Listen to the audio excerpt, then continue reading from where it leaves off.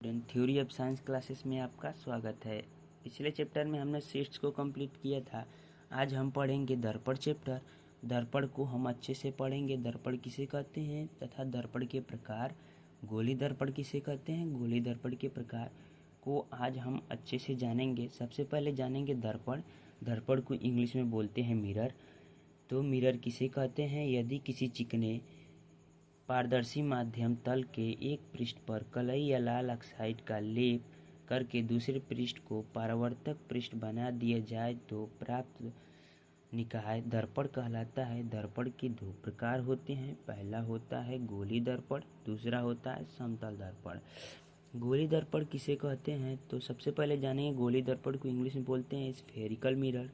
गोली दर्पण किसे कहते हैं? तो यदि किसी कांच के खोखले गोले को काटकर एक पृष्ठ पर चांदी की पालिश या कलई कर दी जाए तो प्राप्त दर्पण गोली दर्पण कहलाता है।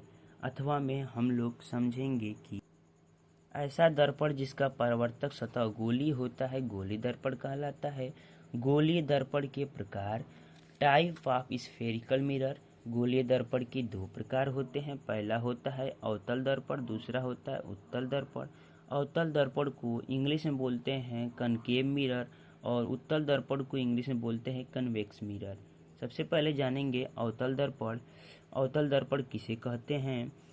तो सबसे देखिए, वह गोलीय दर्पण जिसका परावर्तक पृष्ठ अंदर की ओर दबा होता है अथवा परावर्तक दबे हुए पृष्ठ से होता है उसे गोलीय दर्पण कहते हैं। जैसे कि स्ट्रक्चर में हम लोग समझेंगे कि एक परावर्तक तल है जो बाहर की तरफ कलई किया गया है और अंदर की तरफ दबा हुआ है, जिसमें एक आपतित किरण आ रही है और ये परावर्तित हो रही है, जिसको क्या है परावर्तक पृष्ठ कहते हैं।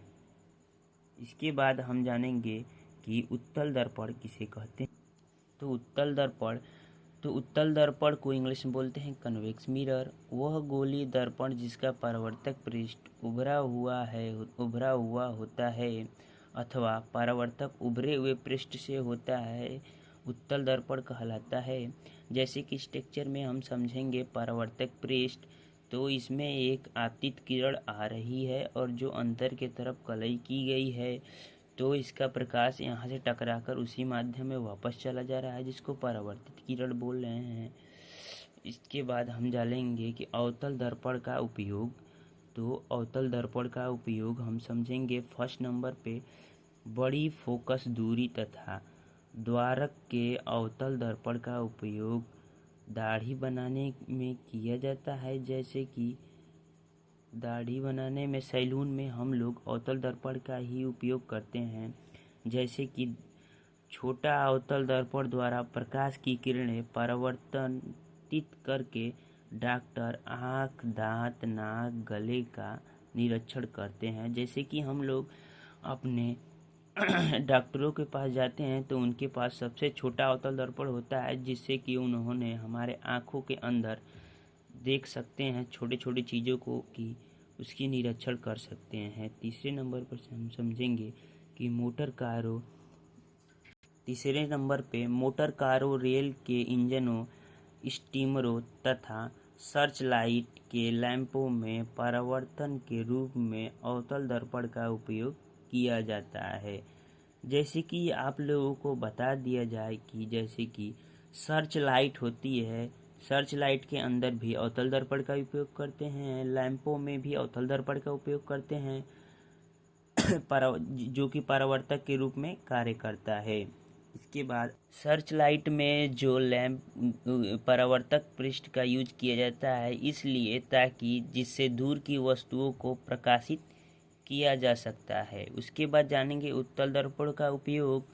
तो उत्तल दर्पण का उपयोग स्कूटर, मोटर कार आदि वाहनों में साइड दर्पण के रूप में किया जाता है, जिससे पीछे की ओर के काफ़ी बड़े दिखाई देते हैं। जैसे कि पीछे की वस्तुएं बड़ी दिखाई देती हैं, इसलिए उत्तल दर्पण का उपयोग मोटर कार में और वाहनों में किया जाता है। मेरे वीडियो को लाइक और सब्सक्राइब कीजिए ताकि मैं नेक्स्ट चैप्टर आपके लिए ला सकूं।